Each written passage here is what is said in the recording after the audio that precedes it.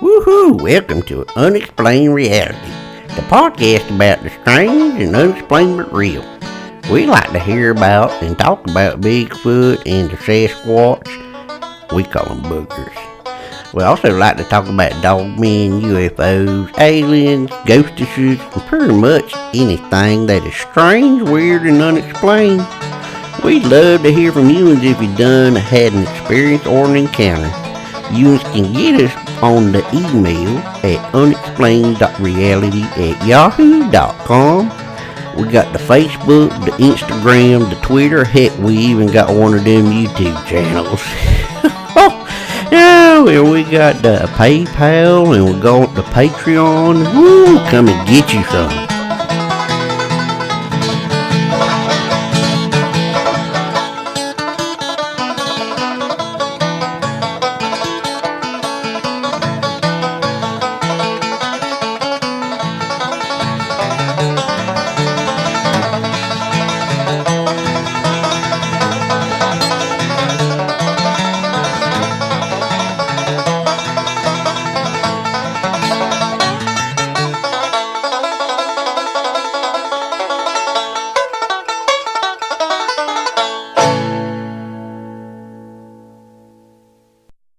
Everybody, and welcome to Unexplained Reality with me, Brian Quinn, and my compadre, Harrison Quinn. How's everybody doing? It's been a while, right? Yep. So, and we're actually in the same room tonight. We're not Skyping. Yep. We're not on one story and Harrison on the second story. So if you notice anything different with the audio, give us feedback because we're testing to see how it works out. Yeah, you're probably gonna get some echo. But we just figured we'd do it this way tonight and do something different. So It's been, like I said, I think December 7th was the last episode we dropped. And we've just been busy with Christmas. Took some time there, had a break, had family home. So we apologize, but we're not getting paid for this, so... Yeah, it's not full time. Suck it up, buttercups. But no, we're glad to get back into it and get some episodes going. So hopefully you'll be seeing us more often, and hopefully that's a good thing because some people might be like, "Man, these guys are back again." What? Which I guess, you just don't have to download and listen. But we're glad that you do because apparently, that was something I posted. If you follow us on Instagram, Twitter, Facebook, I had posted something about having 10,000 downloads. Well, apparently something was going on with our hosting site and those statistics were incorrect. So we're not quite there yet. So pass it around. We're only a couple hundred away from actually hitting 10,000. So that was a little premature. Pulled the trigger a little too quick on that because 30 minutes later I looked at it and guess what? The statistics were back to what they should be and I was like, what happened? Mm-hmm. I know it said 10,000. It was like 100 over 10,000. It was like 10,120 or something. And then it wasn't. So someone disliked us so much they went back in time and stopped themselves and all their friends from listening. It was a time rip. Somebody went back there. It's like, don't download that episode. Smacking fingers, getting their hand on. Got my hand on the mouse. Take it back. Don't do it, man. Delete it. These guys are morons. Anyway, so hopefully everybody had good holidays and got to have some time to rest and visit with family and all that good jazz. We did, and it was nice. So now reality has sucker punched us back. So Harrison's back in school, and I have to work again for a living. Mm-hmm. And it's just how it is. So, as usual, we'd love to hear from you. We don't get very many people interacting with us other than on Instagram and Twitter, and it's not usually. We haven't really received any emails with stories or experiences. So we'd love to hear from you. If you've had an experience, I don't care if it's ghost, aliens, abductions, Bigfoot, Sasquatch, some other cryptid, ghost, anything weird, unexplained, we'd love to hear it, even if it's something we've never heard of. That'd be even better. Yeah, don't be shy. If you want to be anonymous, you can do that. You don't have to tell us your name. You can make up a name. You can just not tell us a name. We'll make up our own name. Or we'll just keep it anonymous. Your secret's safe with us. I know some of these experiences or sightings or interactions can be pretty traumatic, and we understand that. I mean, we've had some experiences ourselves that we've talked about here on the show at our old house. So our last house was haunted. Yeah, our last house was pretty much it. We didn't really feel like it while we were living there, but we did an episode on it a few months back. But yeah, after looking back on, we were like, wow, there were some. And we tell people stories, and they're like, dude, I would have left there. It's like, yeah, I always said I would leave a house if it was haunted, but I'm glad you guys let me stay in a demon-possessed house. Yeah. So looking back on I don't think it was demon possessed, but there was something going on. There was something there, yeah. There was something there, but and we've had some here in the house we're in now. In fact, in this very room, yeah, there's been noises. We've been sitting in the other room, hearing noises. It sounds like somebody's crinkling up paper, and you come in, you're like, there's nothing that can be making a noise. Mm-mm. So I don't know. We have a tendency to buy old furniture and stuff. Seriously, is there anything in here from the old house? Not from the old house, but probably somebody else's old house. Yeah, that's true. That my cabinet there with all my Bigfoot stuff and books and stuff. That's somebody built that by hand, and it was a gun cabinet. I converted it to put shelves in it and put all my Bigfoot stuff and my books. It's a gun ghost in our cabinet. Well, it's probably some grandpa or something still looking for his shotgun or something. So. That old chair over there, a leather chair, I have no idea where that came from. We bought it at his house or Goodwill or somewhere. Anyways, kind of got off on a tangent. So, what I was saying, if you have any stories that you'd like to share or experiences you would like for us to talk about on here, even if you don't want to be on the show, if you're comfortable with just sending us the story anonymously, we'll read it on here. We'll do whatever you want. We'd love to hear it. We'd love to hear people's experiences, and and you can reach us at unexplained.reality@yahoo.com. You can hit us on Instagram, Twitter, follow us, like us on Facebook. Come check out we have the Unexplained Reality page, and then we have the group, which is a closed group, but you can just request to join. We've had a couple people requested to join recently.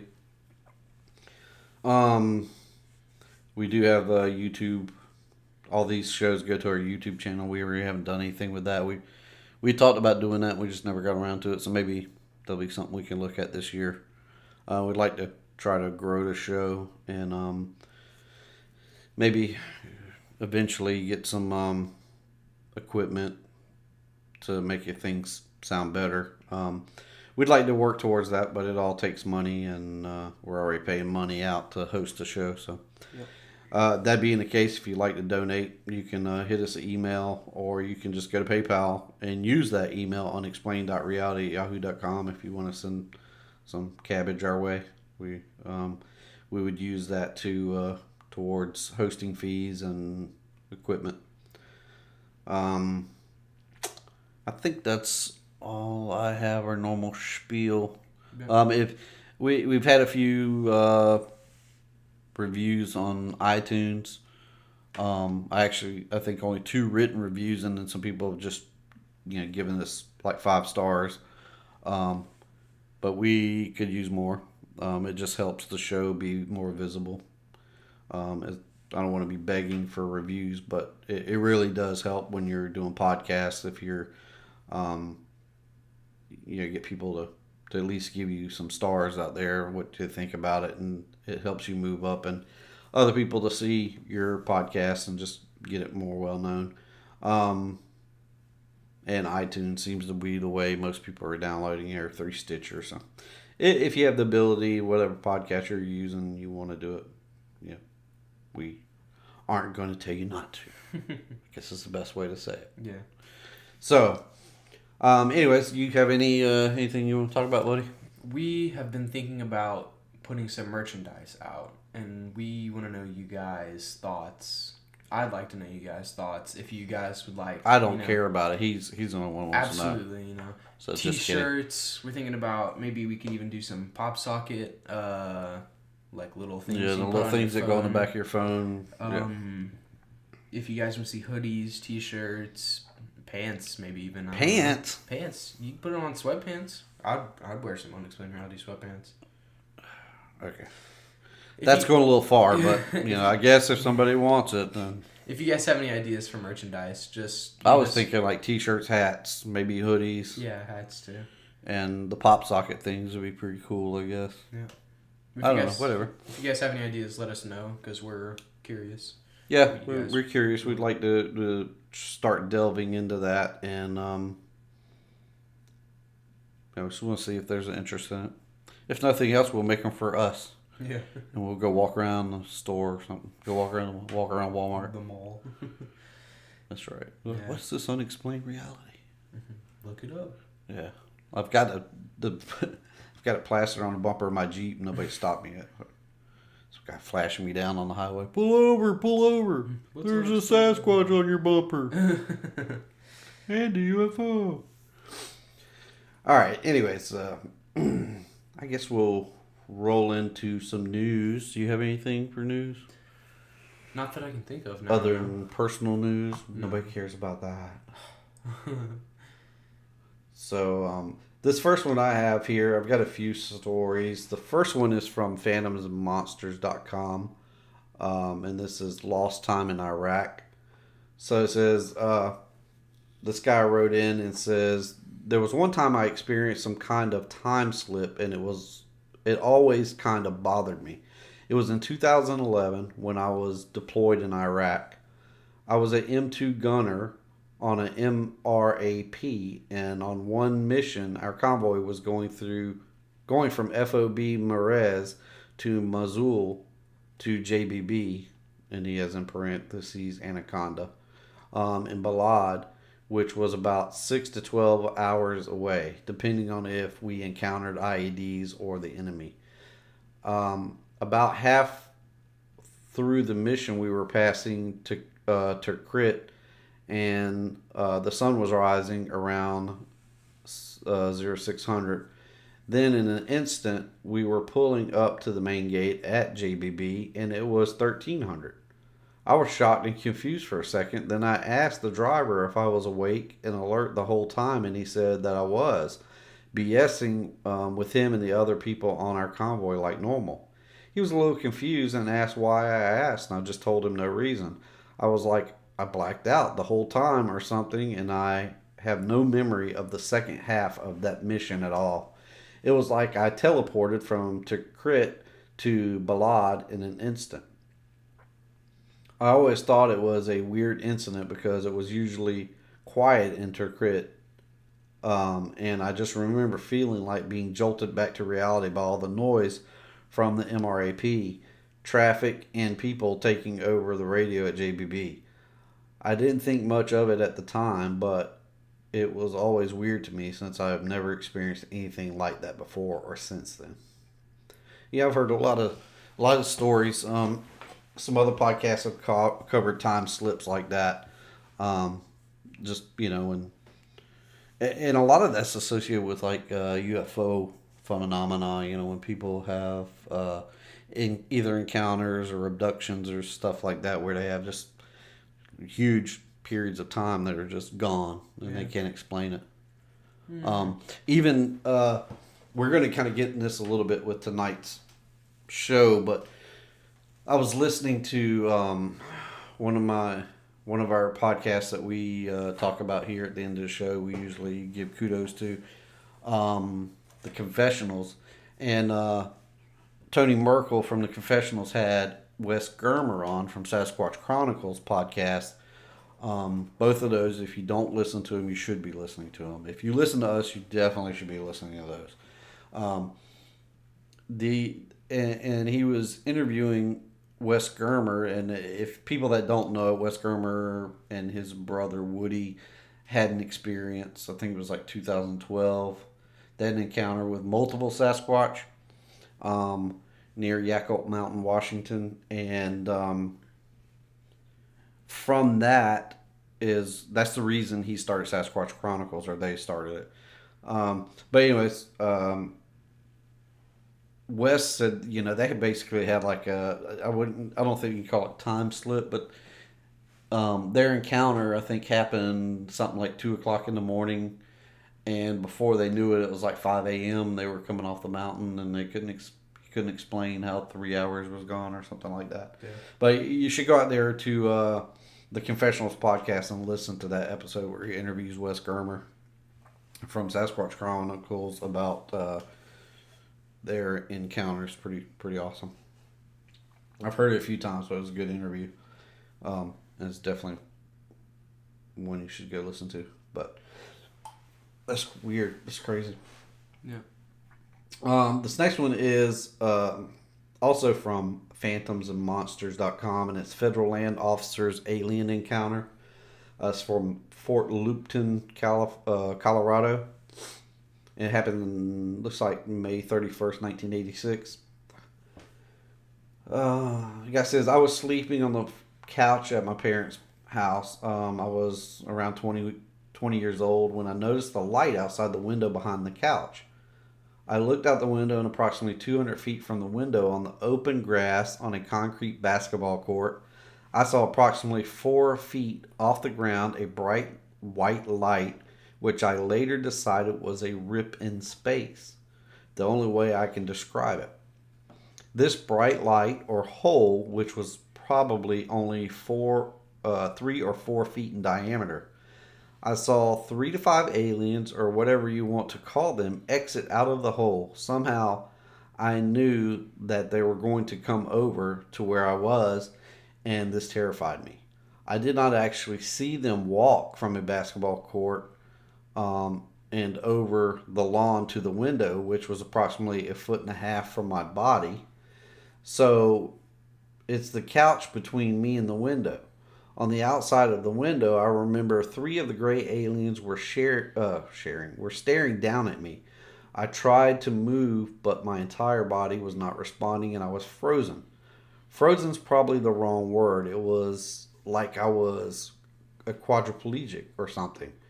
The only thing that I could move was my eyelids and my eyes, so I could look over and see them staring down at me. Their faces were approximately 3 feet at the most away from mine, still looking through the window directly into my face. I was fully awake, and this continued for, I'm guessing, somewhere between 15 minutes and a half hour. I know that seems like a big variance for one who is describing something that occurred when they were completely awake, but it was a terrifying experience, and I suspect a minute may have lasted in my mind forever. Subsequently, I discovered that people had sleep paralysis and described something similar to this. However, this was not sleep paralysis. I was wide awake and aware, and I know what I saw, so the paralysis started sometime after I saw them come out of the light or the basketball court, and I was laying back on the couch. At some point, they paralyzed me. They seemed to enjoy it, and I seemed to be either reading their thoughts or something to know that, or more correctly, they communicated that to me without speech. Other than staring at me, I don't know what else they were trying to accomplish. During this encounter, I was struggling with all my might to try to move even one little finger. I could feel my body all over. I could not move it. I tried to try and fight them to get away from them. I would have gone down the hallway to my room and picked up my .243 to blow them away if I could have, but I could not move. Then they left. I did not see how they exited, but I imagine it was the same hole. I had the distinct feeling that this has happened several times and may happen again, but that was the only incident that I remember. Possibly, I remember them when I was approximately 5 years old in Missoula, Montana, but that could be just a bad dream. I did tell some family members and a couple of friends about it, but I described it as the worst bad dream ever. I'm letting you know it was never a dream. I was wide awake and aware. Now, approximately 30 years later, I have the guts to at least report this to you in hopes that it may help somebody or you guys with your research. I'm mentally stable, and I have managed millions of acres of federal land as primary land officer. And then he goes into more information about his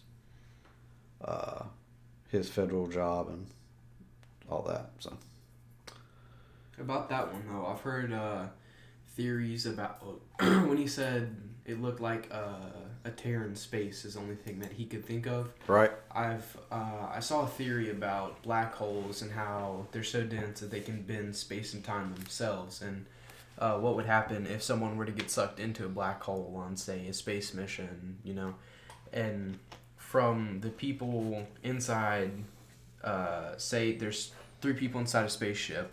One of them goes out and goes into the black hole, and the people inside the spaceship would see it as he just gets sucked into the black hole.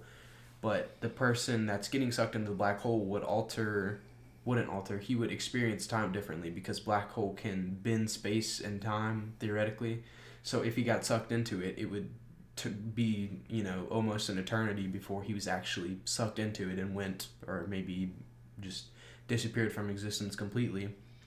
But that's what it kind of reminded me of, the passing of time, or the experience of time in a altered manner, Maybe they opened up a black hole or a wormhole to get to there where he was at, and he was just experiencing time differently because of that, and they had some workaround around, not experiencing time as there should be.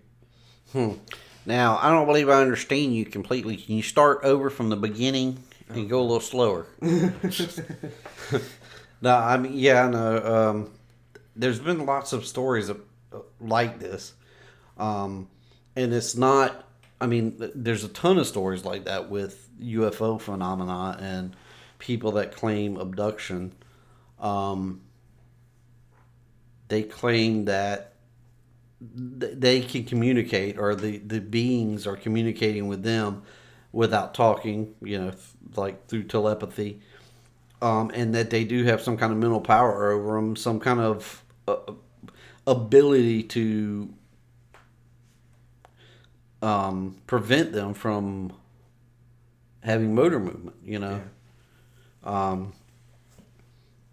And, there's been cases of this even with cryptid sightings. Not necessarily the same way, but where people say they just get a feeling like this thing, they know the intention of the creature, whatever it may be, Dogman or Bigfoot or, Belligerent Man, whatever. Yeah. And that, so they have this, they know the intention of the creature. So they're kind of getting a some kind of mental transfer there. So they feel, and then some people claim that along with that, they also feel like they can't move. They're frozen. And some people believe, like with cryptid or Sasquatch or Dogman, that it, is potentially infrasound. That's what's causing it. I don't think that's the case with people that claim the UFO phenomena, and interactions with aliens. So that's interesting. Yeah. But another theory that came to mind for me personally, hearing about that, was hearing that humans have a instinctual fear of certain traits or certain attributes of creatures or cryptids. In this case, think about, we talked about a few episodes ago, the guy who was in the aircraft hangar, and he saw a really tall being that just was really long and lanky and was and that, like, when I think of that, that's just like pure fear in my mind. If I saw that, I feel like I would freeze. Like, if I saw a coyote or something, I feel like I'd run, fight or flight, but I feel like there's a certain attribute or attributes that humans are instinctually afraid of that could possibly cause fear paralysis, Yeah, I mean, I think anything with the unknown, something that you don't think is possible. Yeah. Something is possible, like there's coyotes. Yeah. There's lions. There's bears, Sasquatch. I tend to believe that there's something there. That there's probably, I don't know what kind of animal it is, or I believe it's a creature. I don't believe it's a prehistoric man or nothing. I mean, maybe it's I don't believe that. I believe it's some kind of animal. Yeah. But I think it has high intelligence. But something like that. If I saw a Sasquatch, I'd be frozen in fear because you don't know. It's not a known. You're not gonna find it in National Geographic. Yeah, but see something like that, I feel like you seeing it and seeing that it has hair and that it's man-like or ape-like at least, it would trigger something in you. You say, oh, it's used to living here. That it's here. But if you see something that's long with pale, smooth skin and large adapted eyes, you just that it's not from this world. That it's just it's a different kind of fear. Fear of the complete unknown. Yeah, so I think I go along with that. If I saw a bear, I'm gonna be scared. Yeah. If I see a Sasquatch, I'm gonna be even more scared. Yeah. If I see a UFO, an alien, I'm gonna be terrified because it's like these aren't supposed to exist. We don't. That's just. They're creepy for one thing. I feel like if I saw aliens, or if I was not necessarily abducted by aliens, but if I were studied by aliens, not necessarily I'd feel honored, but but thinking that they're not, if they have the means for space travel, and many people have said this, if they have the means for space travel, they just want to come to conquer. They're probably gonna be, in my mind, they would probably be a researching species or something that wants to know if they can travel from light years away. They want to figure out what the rest of the universe is, as humans would. Human nature, humans wouldn't just go to other worlds just to conquer. Some would, but the people who have access to space travel don't want to go into space to other planets and find life just to kill it. But I feel like if it was a highly advanced civilization, I feel like if they want to study Earth, let them study Earth, as long as they don't interfere or bring any pollutants, I guess you could say, from other worlds, or interference. Yeah, I guess I'm still not. Personally, I'm not convinced about the alien thing. I kind of bounce between: is it something real or is it something demonic? I don't know. Demons, their whole purpose is to throw doubt in your head, so. I don't know, I guess people could say that about any cryptid. Yeah. Really. Not just UFOs and aliens, but I don't know. I wouldn't even put UFOs. I'm just talking about aliens because, UFOs, for all we know, could just be government projects. And, probably a certain percentage of UFOs, if not all, or some kind of government black ops project. I don't know if it's necessarily U.S. government. It could be any government that, of the superpower. So yeah. But anyways, this next I got a couple more news articles. The next one's from cryptozoologynews.com, and this is took place in Pennsylvania in the summer of 2016. It was a sighting of a thunderbird, and it says the sighting lasted less than 30 seconds. At the time, this person was quadding in the mountains close to their home, it says. And quadding is like four-wheelers, off-roading. And he said it was a warm, sunny day. He decided to go on a quad ride by himself, as he usually did. And as a business owner, this is my way to relax. Seems like my only hobby for a man of 50 years young. It must be said, when I'm traveling on my quad, I go very slowly. No hurry to get to my destination or to spook any wildlife. After an hour of this journey, I'm traveling on an old railroad bed, once heavily used for coal mining, that has been removed for some time. This is not a typical path, but a wide dirt road. Two Jeeps could pass each other with no problems. To set the location on the outskirts of the city in the mountains, a beautiful place in Pennsylvania. Anyway, as I came around the bend, I must have startled a huge bird taking a drink from a large puddle on the path. These puddles in this area remain year-round. I never saw the bird struggle to take off. When I saw it, it was already flying away from me.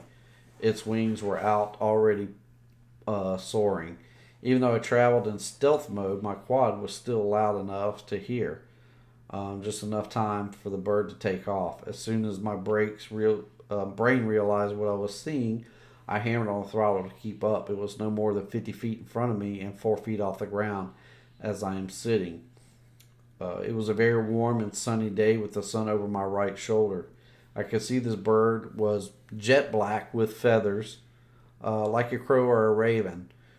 It was so black that the sun brought out a bluish purple tinting on the wings. I believe it was a tape. Um, I believe I have a tape measure eye, at least compared to most people. This bird had a 10 to 12 foot wingspan and a pretty thick body. My vantage point bearing down on it from behind was unreal. This was no turkey vulture. I've seen many, even up close. I'm no bird expert at all, but I am fascinated by hawks. Just love to watch them when I'm out. This was something I felt did not belong, and most importantly, did not want to be seen. Unlike other birds, obviously, I didn't see the head, but as it was incredibly large. To put it into perspective, in a dream state, you would think you could ride this beast, and this is only from seeing it fleeing just in front of me. When I think about the wings, I would say that I only weigh 165 pounds, and if I needed wings to fly, they would have been that large. As I tried to gain pace with the bird, I knew I would not be able to. Would not be able because from where that bird was drinking, the puddles ahead would slow me down for sure. I shortly stopped to watch this bird traverse the now winding trail. It had still remained about 4 feet off the ground, and it seemed as if it never moved its wings or even trying to gain altitude. There was no desperate flapping of the wings like a vulture or any other bird I can think of. It literally was gliding through the forest on that seemingly small path at this point, almost like a plane. After it was out of sight, I knew the path up ahead would split, one going down the mountain and one going up. It is certain to me that the bird glided down the mountain path to gain altitude it needed. I tried to get another vantage point to see it again, but failed. To me, I can't ever see a bird that size being able to utilize the woods for any kind of shelter. There's no way it could fly in there unless it walks on the ground a lot. And why wouldn't something that large be seen flying around? This incident occurred almost a year and a half, but still haunts me. I can't seem to shake it. Since then, my quad rides have been in one direction only, towards my sighting. I come to find out birds are extremely territorial, and if that's true, I hope to get proof of it someday. So that's pretty interesting. Yeah, when I first heard him talk about it was a huge bird and how he thought he had a tape measure eye and it was, 10 to 12 feet, the first thing that came to my mind was the prehistoric bird, Argentavis. And you may have seen the fossil or specimen photo of it. It's a pretty famous photo, and it's the one specimen. That specimen is actually pretty damaged, but what they have from it, the recreational feathers, they think that it was probably jet black. And it had a wingspan anywhere from 10 to 20 feet, which, automatically alarmed me. But it was more of a carrion than a carnivore or a herbivore. What was it carrying? Luggage? Carrying a sandwich for later?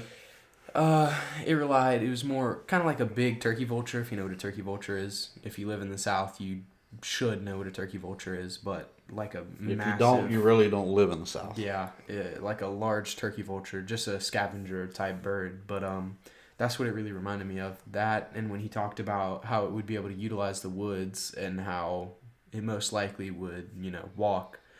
And another thing came to my mind, the Quetzalcoatlus had huge, massive wings, but it was so large that there were no prey that could fly that were big enough for it to eat to sustain it. So it actually walked on the ground, and it had it is the largest wingspan of any known living creature.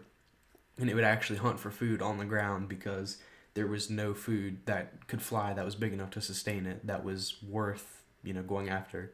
no prey that could fly that would sustain its lifestyle. So it would scavenge the ground for, babies and small animals and reptiles and whatnot. But, I personally, when I hear people talk about large animals or Bigfoot or Thunderbirds or the Jersey Devil, I think of, old creatures, because history is a crazy thing.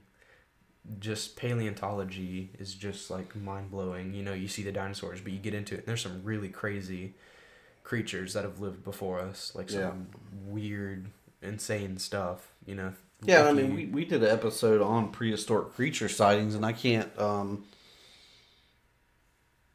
don't believe that it would be impossible for something to be still hanging around. Yeah, because, look at coelacanths. They were like, coelacanths don't exist anymore. Which, they had one, I guess, that a little bit more, I can believe, like a prehistoric fish more because, they have a lot more places to hide and being in the water. The oceans, the unexplored frontier. Terrestrial-wise, it'd be...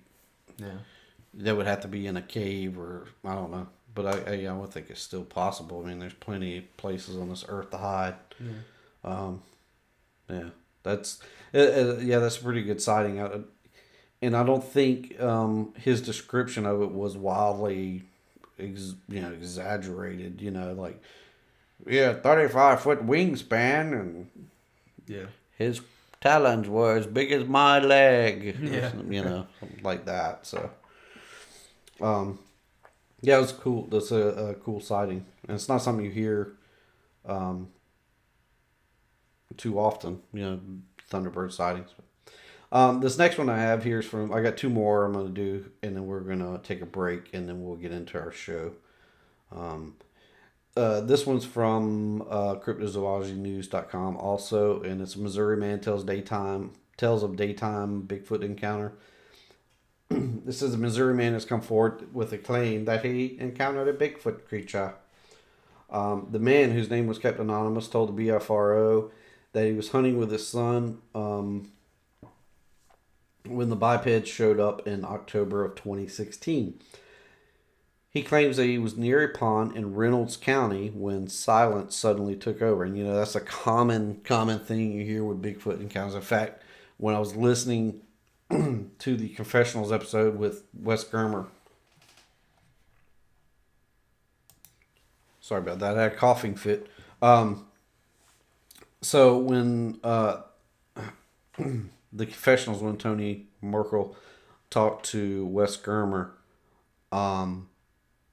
he was saying that, when they pulled up to the place where they had their encounter, that it was deathly, it was just completely silent. And he's like, we're in the middle of the woods of Washington, the wilds of Washington State, and there's no sounds. And anybody that's been in the woods at night knows that you hear everything. The woods never sleep.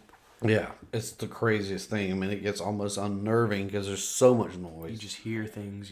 So many bugs and so many animals, knocking around and So anyways, so he claimed that he was in Reynolds County, Missouri, and they had the silence taken over. He was hunting with his son. He said it was around 5 p.m. The squirrels disappeared, birds became silent, so I started to become concerned of human activity. He goes on to say he was scanning the area to see if he could see people in the area when his eyes came upon this large black figure. It came walking down the other side of this holler. I thought it was a human, but as it kept walking, I noticed how massive it was, he explained. The Missouri resident reports that this two-legged creature appeared to notice his presence, and then it began staring at him. Now, for people who don't know what a holler is, it's like a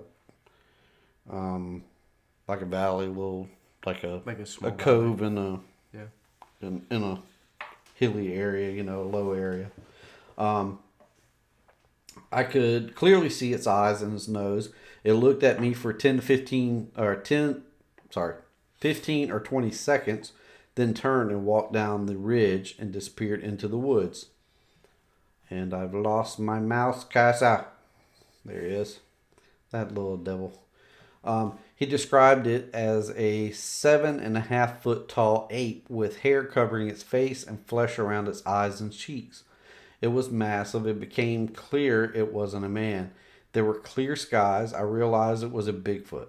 I was scared out of my mind and didn't want to climb down the tree, but I had to go meet my son. I then told him what I saw. The eyewitness reportedly provided specific location, but BFO was asked to keep it anonymous.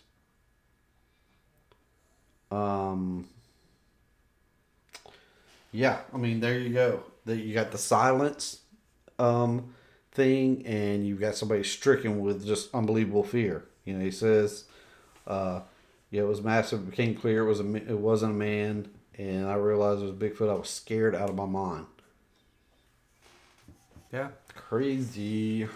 And I personally hate complete silence. Like if there's an AC unit, even if it's just extremely faint, it's fine with me. But I feel like I've got like a really faint tinnitus that it doesn't bother me like in every day-to-day life. If there's any kind of noise, you know, around cars or even some like people breathing, I don't hear it. But if it's like the dead of night, nobody's awake, no TV, no music, nothing. Silence is deafening. Yeah, this silence is deafening. It starts ringing, and I'm like, it just like gets in my head, and I'll have to turn on some music or something. But deafening silence is like the scariest thing to me because it's just, I don't know. It's always just been like a fear. Oh jeez. Oh my gosh, you broke it.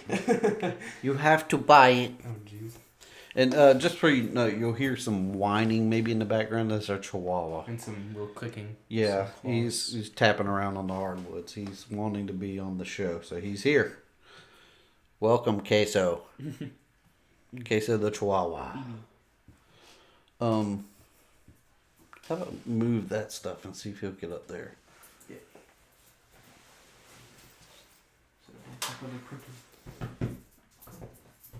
Come on. We're training the Chihuahua. Stand by, please. Technical difficulties.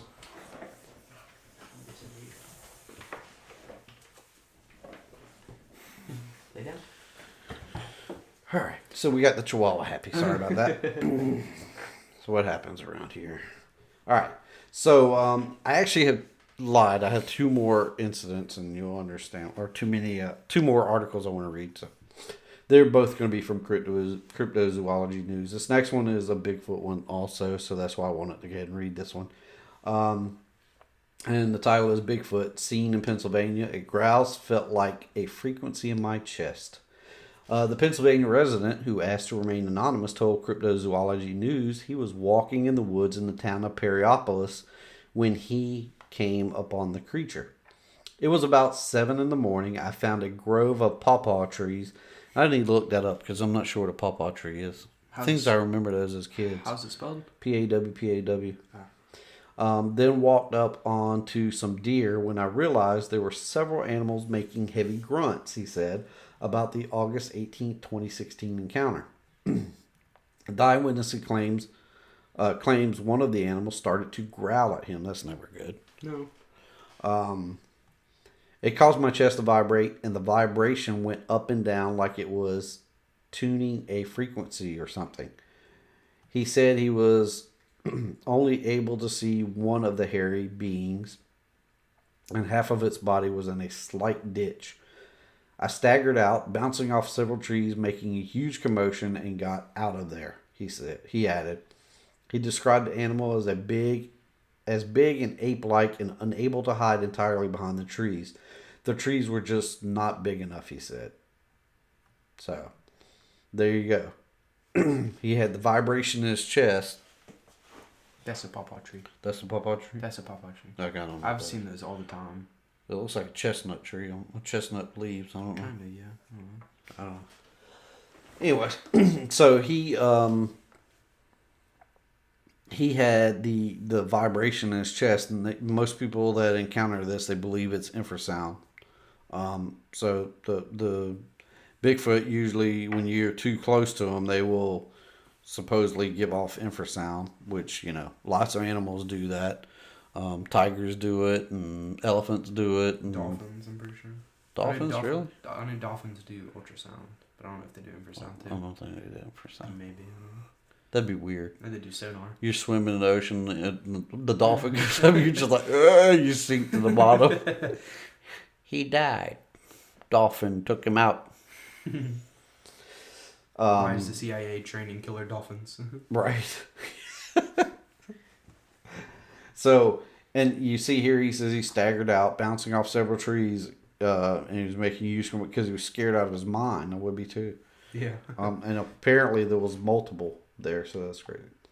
All right, the last article I'm going to go to, dun dun dun dun, I saved the best for last. This is from Columbia, South Carolina, just down the road. Dinosaur shows up. Yeah, look at this. South Carolina. I could believe and this. This is on dinosaur cryptozoologynews.com. So dinosaur shows up in South Carolina. And it's from right here, right where we're at. We're in Blythewood, which is just a little 10, 12, 15 miles north of Columbia. A dinosaur-like creature was reportedly spotted in South Carolina. Columbia resident Anita Sullivan told Cryptozoology News she was driving with her husband on Interstate 20 on November 30th when they came upon the animal at around 12:30 p.m. We were headed eastbound, crossing the Broad River Bridge. Hey, I know where that is. Yeah, I cross that every day going to work and coming home. So twice a day I go over this bridge. That's crazy. I'm going to be driving off the road now. Trying to look. I'm just going to stop on the highway. Yeah.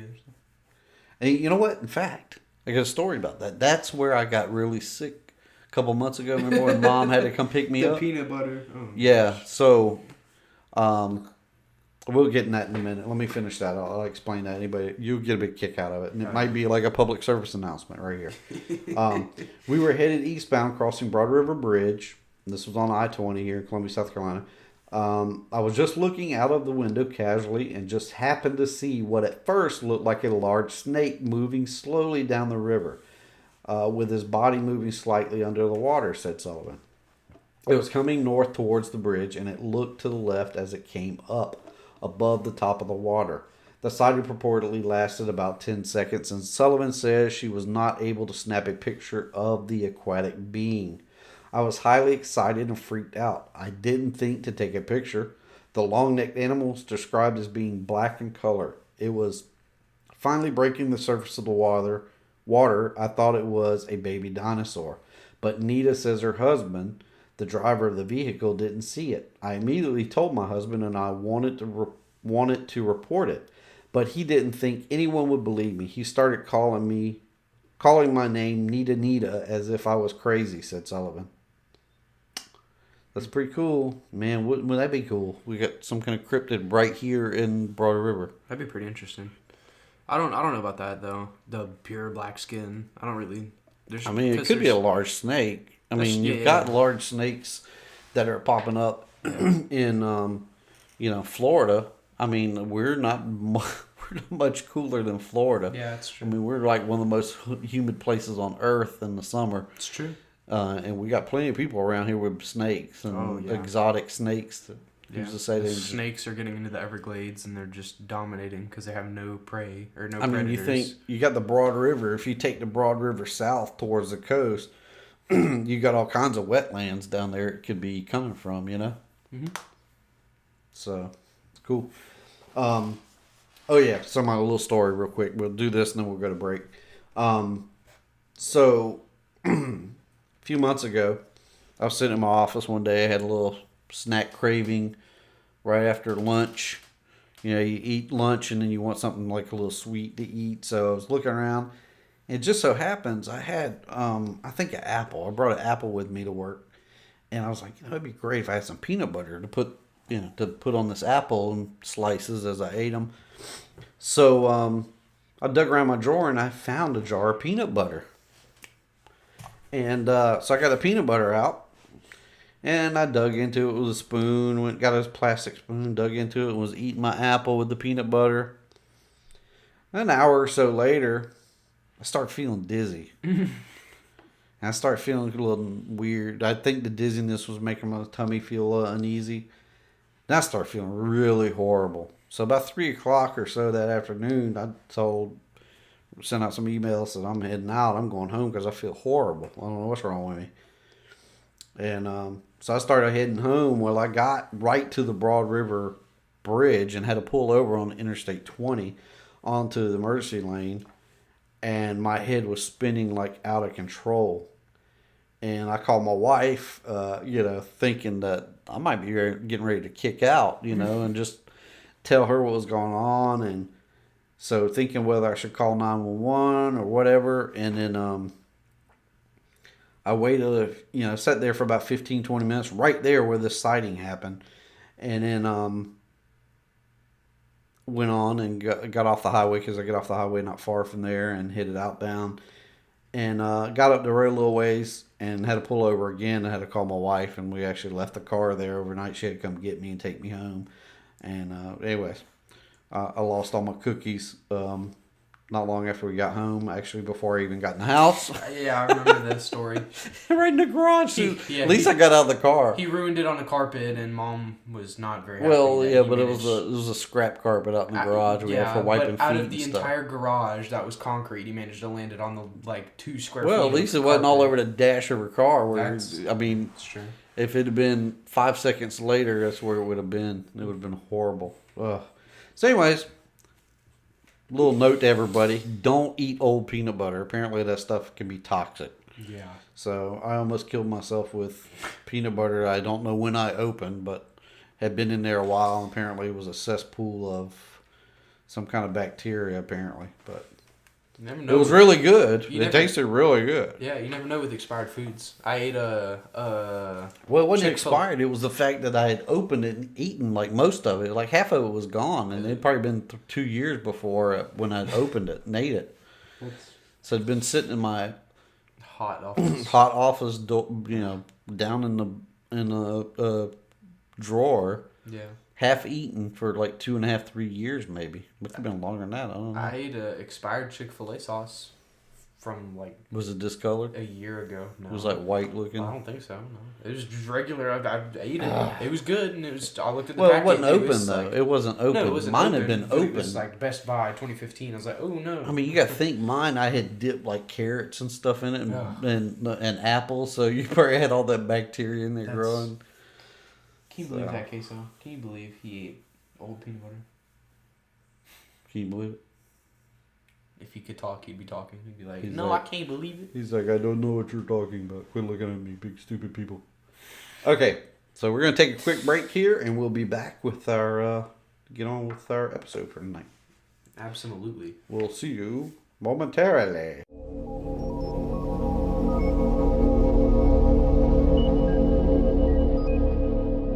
Prepare to confiscate the human's possessions. Possessions secured. Prepare the probe. Whoa, whoa, whoa! Wait a hot second. No need for a probe, man. Why are you doing this anyway? To learn from your kind. And to obtain your container of treasures. Container of treasures? Oh, you mean my cryptid crate? Yes, the cryptid crate you possess. We desire it. We have discovered it to be populated with many objects we find most incredible. Correct. The objects in this container cannot be produced on our home planet. Well, you don't have to abduct people to get your own cryptid crate.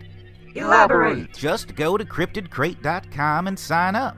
On the first of each month, a new box filled with amazing cryptozoology-themed items will come to your mailbox, or spaceship. Allow us to show appreciation to you, human, for this invaluable information. Yeah, sure thing. Does this mean you're going to take me back to Earth?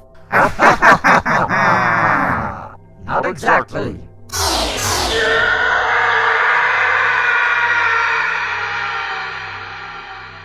All right, we're back, and tonight we're going to talk about some missing person cases. Two of these are actually missing 411 cases, and if you're not familiar with missing 411, we'll kind of have a wrap up about that at the end of this episode. But we're gonna roll into it here. The first one here is the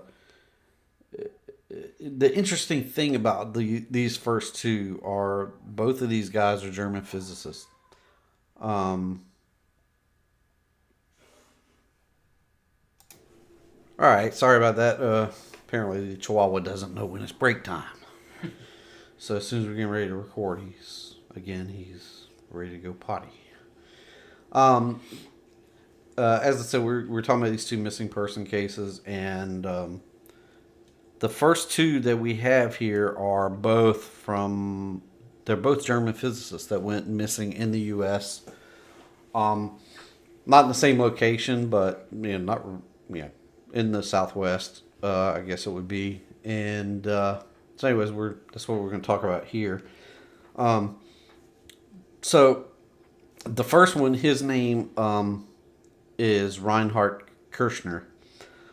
He was 61 years old when he went missing. He went missing April of 2007. And the location where he went missing was Coconino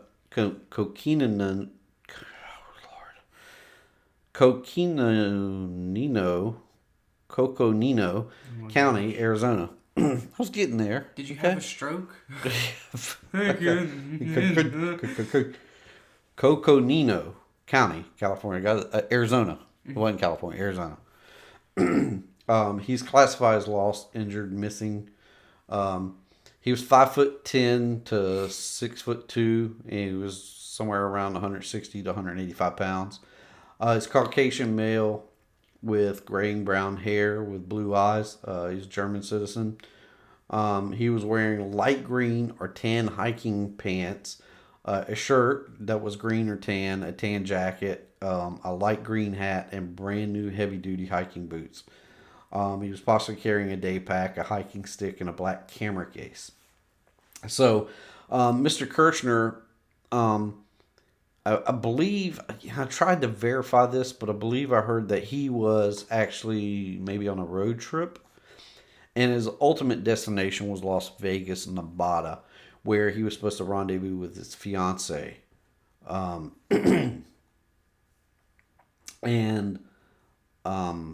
So he was, like I said, he was supposed to meet her in Las Vegas, Nevada. And he didn't show up, so that's how he was reported missing. He didn't show up for their rendezvous there. His vehicle was located eventually a couple days later after he was reported missing at Hellhole Bend area, which is along the Little Colorado River Gorge. Mr. Kirschner was an avid hiker and had done extensive hiking in the Colorado Plateau area. A search was initiated in the area by the Coconino County Sheriff's Office and the Navajo Police Department on April 12th, 2007. And just to clarify, he went missing in northeastern Arizona on a remote part of the Navajo reservation. For 6 days, search teams searched 56 square miles of very rugged terrain, and as stated, that area is very remote. Despite the number of teams and all the facilities used to search, no signs of Reinhard Kirschner were found.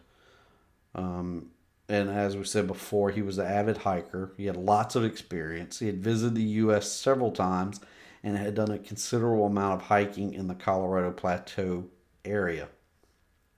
And like I said, he is a missing 411 case. This is covered by the Missing 411 books. And I found it interesting, that first of all, he was also a physician, what is wrong with me tonight? A physicist. A physicist, yes. Not a physician. He's not physique. He's a physicist. And apparently he was involved in radioactive technology somehow. I'm not sure to what extent, but from what I can find, it appears he was doing something with radioactive beam technologies, or possibly had some kind of expertise in this area, and possibly there were some hits on stuff with lasers and laser technology. So found that kind of interesting, that he's a German physicist, and it's strange because he's just gone. I mean, no sign of him. Nothing. They didn't find anything. No, no items of his. Nothing. They found his rented car that I think he'd rented a truck of some kind, and they found that at Hellhole Bend. And I think it was like, from what I read, it was like two miles away from Hellhole Bend. So this next case kind of fits along with that because this man's name was Adios Jacob Crost, and he was German. Also, he's a physician. Also, he went missing October 1st, 2013, so a few years later, from San Bernardino County, California. So it's a different state. He's got same classification. He's lost, injured, and missing. He was 62 years old when he went missing. He was 5'10", weighed 175 pounds. He had some distinguishing characteristics. He's a Caucasian male. He had brown hair, blue eyes. And he spells his first name either A-L-O-I-S or A-L-Y-O-S. He was wearing a long sleeve light blue button down shirt, dark blue jeans, and a lightweight hiking shoes when he went missing. And his disappearance was a little bit different. Cross was last seen hiking on the Pinnacle Trail in the Lake Arrowhead area of San Bernardino County, California on October 1st, 2013. He's a professor at the University of Magdeburg in Germany and was in the United States at a conference when he vanished. And I believe that conference center is right there at Lake Arrowhead, so I think that's where he was staying. Cross got separated from his hiking companions, which consisted of about 20 people, at approximately 5:45 p.m., and he vanished. He fell behind the group and stayed back to rest with one of the guides on Pinnacle Trail. He then left that guide to catch up with the group he had fallen back from, and he never arrived. So sometime between falling away from that group or trying to get back to that group and leaving the guide he was there with while he rested, he just vanished. I mean, he's gone. He's an experienced hiker and hunter, but he wasn't carrying any hiking equipment at the time he was last seen. He was never heard from again, and an extensive search turned up no sign of him, just like in the Reinhard Kirschner case and a lot of the missing 411 cases. Cross is presumed to have been lost in the wilderness. More than 200 people have searched for Cross over the course of several days, but turned up nothing. It's interesting note about Cross that he was also apparently, he was a physicist. He was a German physicist. He was the department head for I'm going to probably butcher this, semi-epitaxy at the Institute of Experimental Physics at the University of Magdeburg. And epitaxy is used in the nanotechnology or semiconductor fabrication. It specifically deals with the growth of high-quality crystals for use in semiconductor materials. So I don't know, that's those two guys. I mean, I don't know. Yeah, I guess I'm kind of getting off on a conspiracy theory here, but it's interesting. They're both physicists, and that they're, that kind of technology for some reason that just intrigued me. Yeah.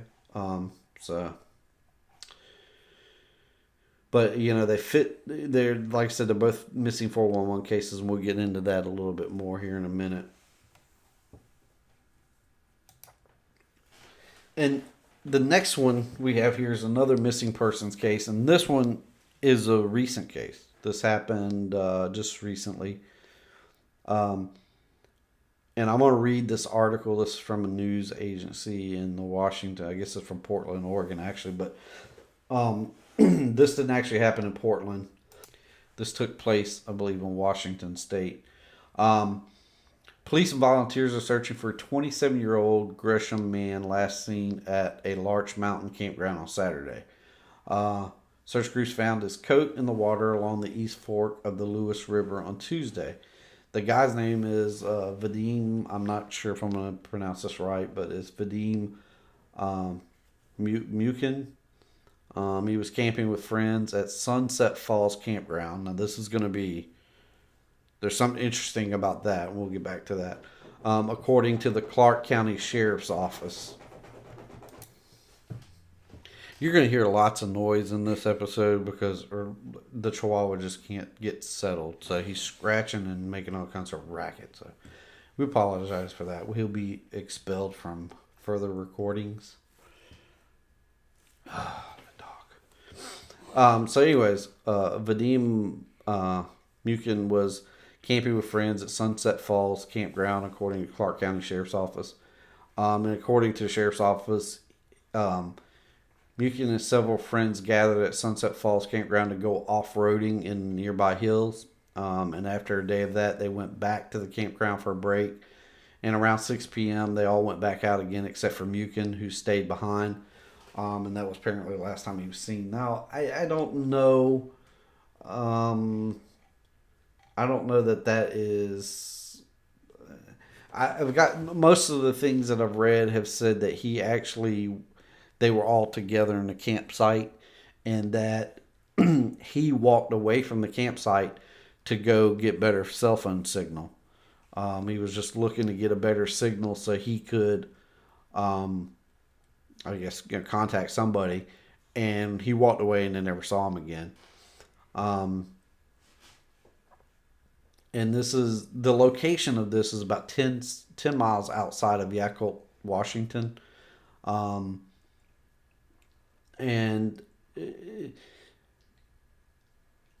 See here, this article, it says his relatives said he walked down the main road to find his cell signal around 6 p.m. and that was the last time anyone saw him. The volunteers searched the area multiple times and have found nothing. They did find his jacket and his jeans, but they were in separate locations. The jacket was in the river, and the jeans were somewhere else, like I think a mile away. And so they found his jacket in the river, the East Fork of the Lewis River, I believe it is, and they found his jeans like a mile away. So they did extensive searches, and the only thing they found was a jacket and a pair of jeans. And, it's interesting, the jacket's in the river, and from what I understand, the river is not a very deep river. It's pretty shallow. So I guess, I guess anybody, they say you can, drown in a couple inches of water, but I think there's, it doesn't seem like there's a likelihood that he drowned. If he did, I've even looked at some Google Earth, pictures of the river, and it doesn't look like in that area that it is very deep, that there's like big pools or anything. It looks like kind of like a mountain creek, Oh my God. This dog is like, oh my God. So, it's interesting that what is it called when you have hypothermia and you start removing your clothes? You get like, oh yeah, you get extra hot. Yeah. Paradoxical or something like that. I know what you're talking about, but I can't remember what it's called. It's when you get so cold your body thinks you're hot. Right. You start. Yeah. Yeah. And usually when that happens, I think they said when people do that, they usually strip their clothes down right there where they're at, and when it hits. Yeah. And so with this being the case, that they found a jacket in the creek, in the river, and then they found his pants at another location like a mile apart or something like that. That doesn't seem to fit that bill, They said, he was there hanging out with some friends and family, trying to relax. He'd been on a mission trip to, I want to say it was like Panama or somewhere. And he had just got back from like 4-month mission trip, and that he wanted to go relax and hang out with friends and family. It sounded like a really good guy, and I don't have statistics on, looking at the pictures, he looked like he wasn't, he wasn't wasn't a small stature guy. He was probably 6 foot or so. I don't know. I'm just guessing. it's strange, you know. It fits the bill with a lot of what is in the missing 411 cases, unfortunately. The interesting thing about this place where he went missing, which is Sunset Falls Campground, I believe is what it's called. This is a half a mile from where Wes Germer and Woody Germer, or Wes Germer and his brother Woody, had their encounter with multiple Sasquatches. So it's a half a mile. And that, if you go listens to either when he talked about it on the Sasquatch Chronicles, or go listen to the recent interview that Tony Merkel did on the confessionals with him, like I've been talking about throughout this episode. He talks about it, and it was in many ways kind of an aggressive encounter with multiple Sasquatches. So it kind of concerns me, not saying that that's what happened in this case, but it's interesting to note that this is in that vicinity, very, very close vicinity of it. And it is, it's very, I feel for him. I think this happened on December 30th of 2017, so this was just a couple weeks ago. And as far as I've heard, they haven't found him or anything else other than those 2 items of clothing. Now, going into the 411 phenomena that I was talking about, there's a guy named David Pilates, and most of you probably have already heard it. I mean, he's been all over the place for years with what his research. And basically, the way I understand it, he was a Los Angeles Police Department, and he retired after like 25 years, something like that. And I don't know if I'm not sure the whole story about how he got into it, but I think he got into some Bigfoot research. And as he delved into Bigfoot research, he realized that, hey, there's a lot of people that go missing in national parks. And he tried to do some digging and uncovered that there doesn't appear to be any record of these people that go missing in national parks. The National Park Service doesn't really have a database to track these people. So he started doing his own research, and he started, after doing a lot of research and finding a lot of common themes and mapping things out, where these people went missing, and looking at the circumstances about them being missing, he came up with the Missing 411 books. And he documents stuff that goes on when these missing persons cases happen. And there's lots of weird things. We've covered 3 of them before, and that was the Dennis Martin case up in the Smoky Mountain. It was all 3 of them were in Smoky Mountain National Park. It was I can't remember their names exactly. It was Dennis Martin was the little boy that went missing, and then there was 2 other ones that weren't very far from that, but they were all in the Great Smoky Mountains National Park, and they were all missing.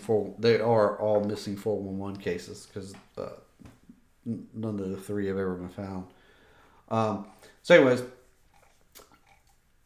what I wanted to do is just kind of, if you haven't checked out anything about David Pilates and Missing 411, you should go. There's plenty of videos and interviews that he's done on other podcasts and on YouTube that you can go check out and get caught up on what he's doing. But I found this article that went through, and it kind of breaks down his kind of the profile he's come up with for the Missing 411 cases. And these are common things that happen through a lot of the cases. Not every one of them fit the exact bill, but most of the 411 cases, they all have some form of these particularly unique things that take place during the case or about it. And like these characteristics are rare. A lot of them are head scratching. So the The first one is search dogs behave strangely. Oftentimes, we've heard it in many cases, we've talked about before, even the ones we haven't covered, where canines cannot pick up a scent or simply don't want to. They sit down. They're like, nope, I'm not going any further. In other instances, they begin to they just lost scent. Like they go so far and they're like, I don't pick up anything anymore. Or they bring in cadaver dogs and they can't find anything. Another characteristic is a lot of times in missing person cases. We've seen this with the case we covered in Michigan. Where the man went missing. He was a football player, wasn't he? Yeah. College football player, I think. They search the area. They'll search the area very thoroughly. And then a couple days later, they'll go back in there and they'll find the body right in the area where they searched. And they know, it'll be on a path or something, where everybody goes in and out. And all of a sudden, bam, there's the body. And we were like, well, there's no way we missed that. And so that's another common characteristic with missing 411 cases. Happens time and time again. And another one is we go, if something happens, you get lost, right? And you're traveling, you're following this, say you're in the mountains and you get lost. You're human. Human nature, when you usually go on a hiking trip, on a trail in the mountains, usually that trail is going to go uphill, right? Yeah. Usually your starting point is lower. They don't usually have parking lots on top of mountains where you trek down into a valley. Sometimes I guess it could be the case, but majority of cases you don't. Yeah. A common theme in the missing 411 is they'll find that the missing people, if they are found, a lot of times they're found very high elevations. They're found on mountain peaks, and many times will have traveled many miles. There was one case I read about where this little boy went missing, and he was found alive. He was 2 or 3 years old. They found him alive, several hours later, 10 hours later or something I can't remember exactly what it was, but he was 20 miles away and gone over 2 mountain ranges. Yeah. And it's how could a 3-year-old kid do that? He could never do that, much less in ideal conditions, much less going over mountains and do it in 10, 15 hours. Yeah. There's no way. So, you have them traveling, finding people long, far distance. It's not always, a happy ending either where they're alive. A lot of times they just find a body and it's way off for where it should be, and a lot of times they're in high elevations or up steep cliffs that there's no way they could have climbed. They didn't have gear to climb up a cliff like that. So very weird. Weather-related phenomena. So we saw it with the Dennis Martin case. Right after he went missing, there was a huge storm came in and washed away all the tracks, if there were any. So a lot of stuff like that happens. Weird, either fog or lightning or weird storms, torrential rains, blizzards, whatever. Another phenomenon or characteristic about the missing 411 is missing clothing. Jacket, shirts, pants, shoes are often gone. They're removed from the victim. And a lot of times it could be sometimes it's been children that are way too young to be able to take their own clothes off, and this, paradoxical. That's what it was. Paradoxical was undressing that came out and explained why a person would do this in a temperate environment. So they'll find people that are completely undressed, and you would expect that if they were hypothermic, possibly. Hypothermic, yeah. Yeah, that they would do that. But when they're in a temperate climate and they find that, why do these people just take off all their clothes? Yeah. And sometimes they'll find clothes will be missing, articles. There's a lot of cases in the missing 411 cases where shoes are gone. Yeah. They just don't find shoes. Or they'll find clothing that's been neatly folded. Yeah. How creepy would that be? You just walk up and there's like, oh, there's Bob's shoes right there. And Stack of clothes. his shoes are gone, but his shirt's all folded. It's been ironed. So that's crazy. High amounts of plane crashes. Search planes and helicopters crash abnormally high rates during these specific missing 411 cases. And extreme intellectual ability. So the victims in most of these missing 411 cases are either, really smart doctors, physicists, psychiatrists, or there's a lot of cases of, people that have mental deficiencies or handicaps, autism, there's Down syndrome, and a lot of them are kids. So, a lot of people with German heritage go missing. Because German people are explorative, though. Yeah, well, I thought about that too. I was like, I know because I've got German in me. My mom is German, so. And all I could think about was the alligator lake. The missing, the mysterious universe guys were talking about the saltwater crocs. Yeah. And they were like, how like every year they have a German tourist gets eaten by a saltwater croc. Because they'll tell them there's saltwater crocs in that river. It's no big deal. They go in there swimming, wham, they get chopped up. So I could see that, German heritage appearing because they're usually very adventurous and not scared of things. I had an uncle that almost died in Murrells Inlet because of that. He wasn't too worried about the water rushing out of the inlet when the tide changes, and he went for a quick ride. He was moving about 40 miles an hour when it passed me. He was walking there looking for little crabs or whatever, looked up and he was like flying by. And he had his little swim cap and everything on. Luckily, he was a big guy, had real good stature, and he was able to get his feet under him when he got to the shallow area before he got sucked out to the ocean. Another interesting characteristic is boulder fields and granite usually come into play. A high number of people vanish in boulder fields or areas with huge amounts of granite. Yosemite National Park, as you know, has like some of the biggest, I guess the biggest granite pieces, Basically. And that's where the largest cluster of missing people happen. And it's there's a large cluster of missing people that go missing there. And it happens to be a huge granite deposit there. It's like one of the biggest on Earth, or the biggest. A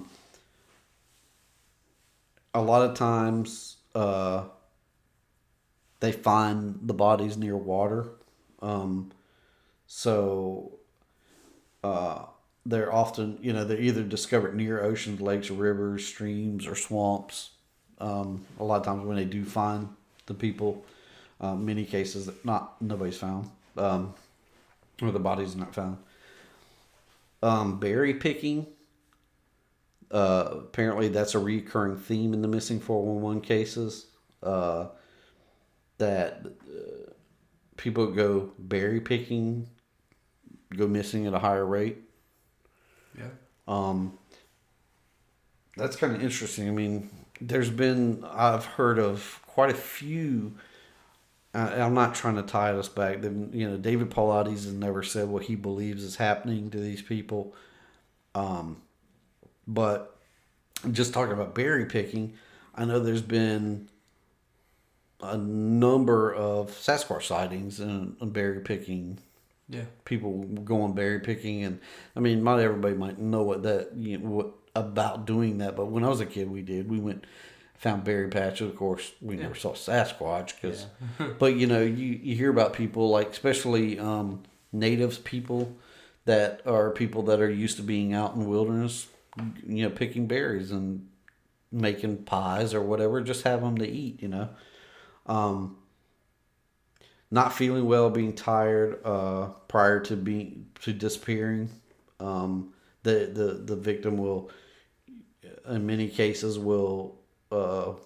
tell family or friends that they don't feel very well or feel themselves before they go missing. And a lot of times, people that are last in line on like a hiking, if they go hiking with a group of people, they wind up missing. I mean, we saw that with one of the cases tonight. Crossed, he was last, and he decided to stay back and rest, and he was with a guide, and he went to catch up, and he was never found, or never seen again. And then there was one of the cases we did early on. We had the Dennis Martin case, and we had... I think I know what you're talking about. It's the one where it was they were on like a school field trip. Yeah, it was a high school girl, and I can't remember what her name was, but it was at Klingman's Dome in the Great Smoky Mountain National Park. Great Smoky Mountains National Park, and she was hiking with a group, and I guess she'd switched between groups, or was between two groups, and somebody saw her stop and look at something off the path and stepped off the path, and she was never seen again. By the time they got up there, I mean, they were only like 15, 20 feet away from her. By the time they got up there, she was gone, never seen again. Yeah. Crazy. Yeah. And there was another lady that was on that same set of cases we did that night, and she was walking with two friends, and she walked ahead of them. So she wasn't last in line, she was first. She walked over a rise, and by the time they got over there, she was gone. And this lady was an older lady with, they described her as being, having some weight on her. She wasn't a small lady. Mm-hmm. And just be gone. Just gone. Walking on the trail. It's amazing. Yeah. No sign. So being last in line and people, claiming to see them seconds before, and then they're just gone without a trace. And never hearing a scream, a sound, anything, or an animal, grunt, anything. Just gone. So, I don't know, man. There's definitely, obviously we know something's going on because David Pilates is writing these books. And I think the kid that went missing on December 30th in Washington was 27 years old. So he's a young guy, just really getting his life going. So it's kind of sad. It could have a good ending, it could, but every day that goes by, it's less of a chance of that being the case. So, you have anything you want to add before we wrap this one up? No. Well, in actual news, there was a meteor, I believe, passed over Michigan, Taylor, Michigan, yesterday or the day before, and everybody was like, what's this bright light in the sky? Because, usually you hear scientists see that this asteroid's going to come near Earth at this time, so be outside to watch it, And this huge light in the sky just streaked over Taylor, Michigan, and was just... I saw pictures of it, and there's a video of it, and it was just huge. That was like a week or two ago, wasn't it? I just saw articles about it like a few hours ago. So. Okay. But it was huge, and it was just NASA was like, it's a meteor, and everybody was like, shouldn't we know that there's a meteor that's about to touch down in Michigan? Because it was like really low. I heard. I don't know if it touched down. Was that the one that was recorded on like the dash cam of a patrol car? Yeah, I saw one on a dash cam. Yeah, that was pretty impressive. Yeah, I think it actually happened a couple of weeks ago. Maybe, I don't know, but that's actually not the first time. I went to do a little bit of research on it, and there was one that happened in Michigan last year, around 10 or 11 months ago. It's probably motherships are shooting their little ships down and get the dogmen into the Upper Peninsula of Michigan. You're gonna steal Michigan's lakes. Yep. Oh jeez. Yeah, there's a lot of dogmen activity up in the Upper Peninsula. Ooh. So that's where that case happened with the football player. It was an Upper Peninsula. Yeah. So that's kind of scary. Yeah. I don't know that that's got anything to do with it, but probably not connected. It was a strange case, nonetheless. So, I don't have anything else.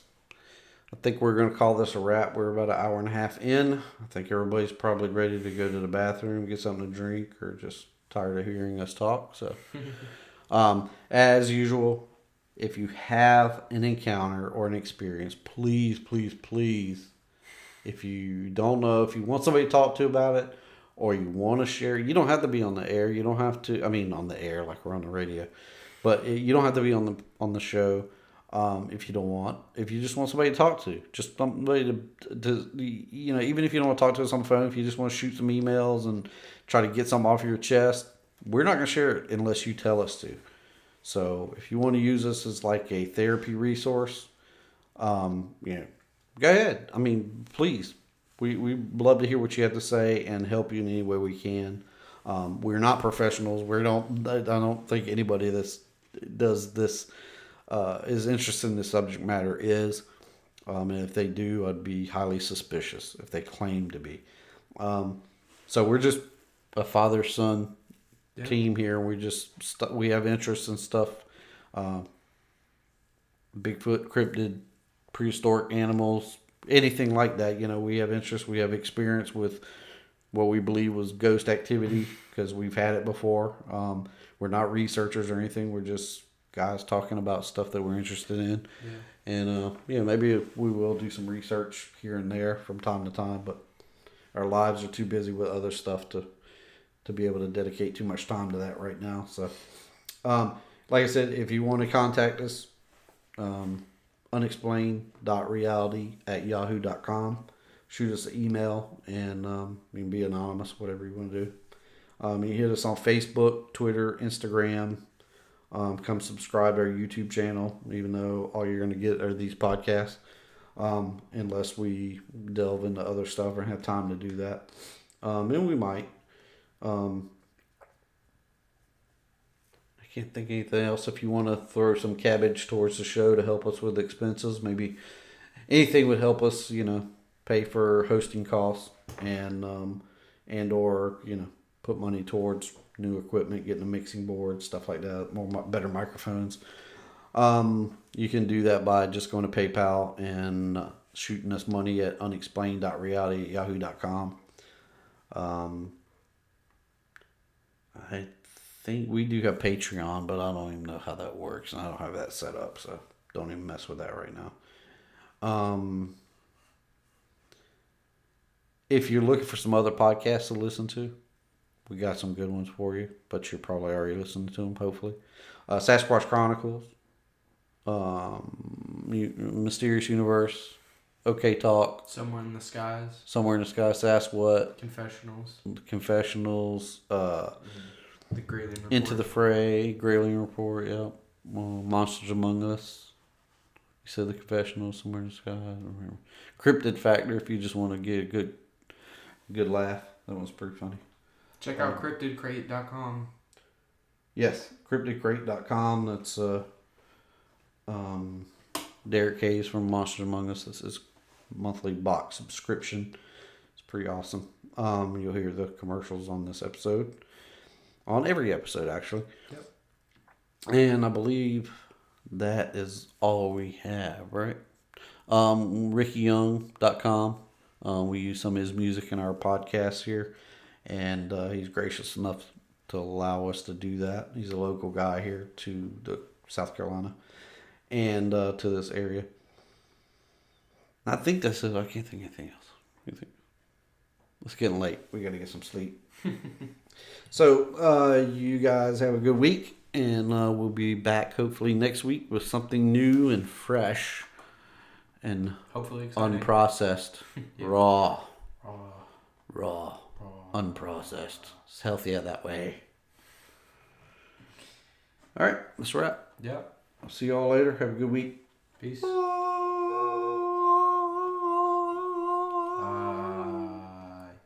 Okay, stop that.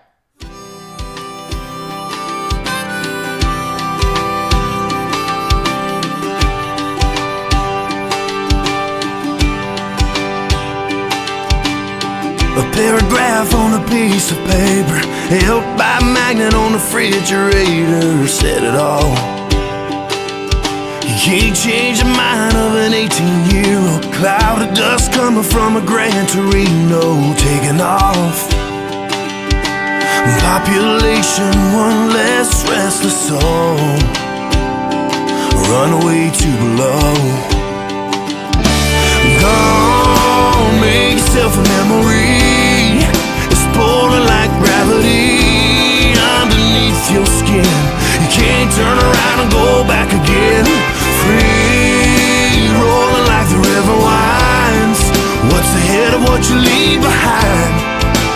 make it up as you go. Run away to below.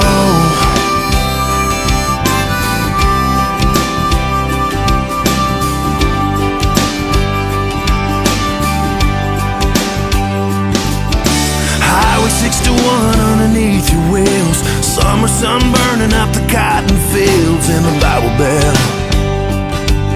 A sharecropper shack from another town. Old rusted out Coca-Cola sign on the sad motel. The ghost of a Robert Johnson says hello. Run away too below.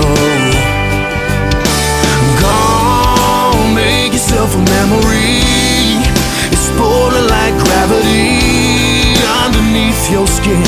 You can't turn around and go back again. Free, rolling like the river winds. What's ahead of what you leave behind? Just make it up as you go. Run away too below.